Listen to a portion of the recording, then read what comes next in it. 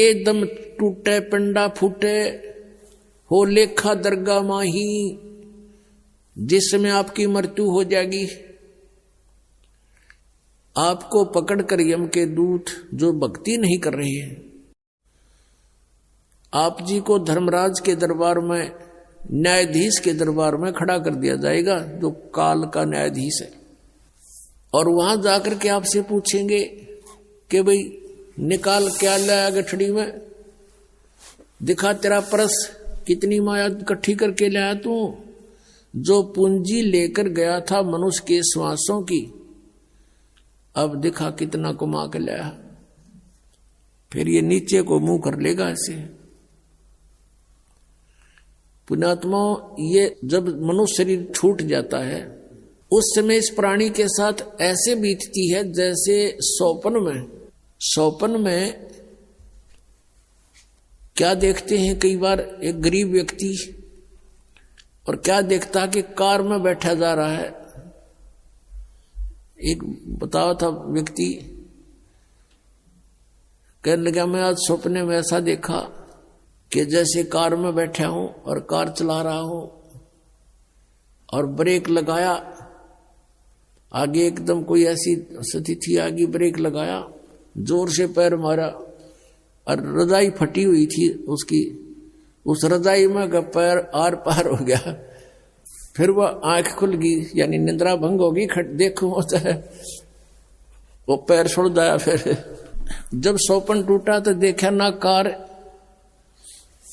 और कुछ भी नहीं, और वो सपने में देख रहा खूब जोर से, उसका पेटा है ना भर रहा। तो कहते हैं आज जो सुविधाएं आपके पास है, और जिस समय ये आपकी शरीर छूट जाएगा उस समय आपका सपना सा टूटेगा, और यम के दूत बाजू पकड़ रहे होंगे, वो पाँव जरा होगा टूटी हुई रजाई में, और कहेंगे चल बच्चा। अब उसका विश्वास सा नहीं बनता कि बेटा था, मेरी बेटी थी, कार थी, कोठी थी, कहाँ थी, चल अब बताएंगे तरीके थी। यहां बताते हैं कि ये सौपन जब टूट जाता है, जब इसका समझ में आ कुछ भी ना था, मैं तो वैसे ही दुखी हो रहा था कार में, कदे ब्रेक लाऊं था, कदे गियर बदलूं था, और था कुछ भी को नहीं। तो ये जो आज आप देख रहे हो, जब सपना टूटेगा, आपका मृत्यु होगी, आपको ऐसा लगेगा अरे के था, कौन सा बेटा, कहाँ बेटी, कहाँ कोठी, कुछ भी नहीं था। अब समझ लेना सपने के बाद आपको क्या प्राप्त होता है, याद रह जाती है वो। तो धर्मराज के दरबार में जाकर के इसको खड़ा कर दिया जाता है।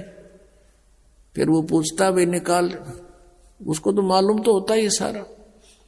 तो फिर वो क्या बहाना मिलाता है, क्योंकि उसको याद आ जाती है कि मैं वायदा करके गया था भगवान से, हे परमात्मा जे ईब के मनुष्य शरीर मुझे मिल जावे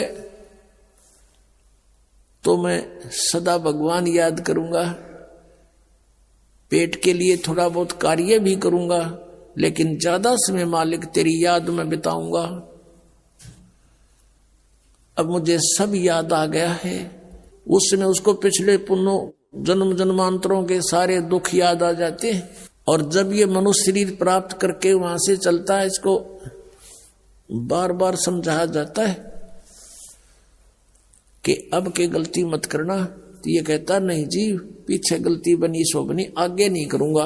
मां के गर्भ में भी इसको याद रहता है। मां के गर्भ से बाहर आते ही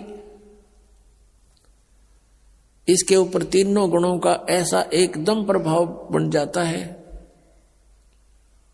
ये सब भूल जाता, अचेत हो जाती आत्मा। इसको नए सिरे से पढ़ाई कराई जाती है, ये तेरा चाचा, ये तेरी चाची, ये माता, ये पिता, ये बुआ या माँ, ऐसे, और नए सिरे से इसको पढ़ाया जाता है।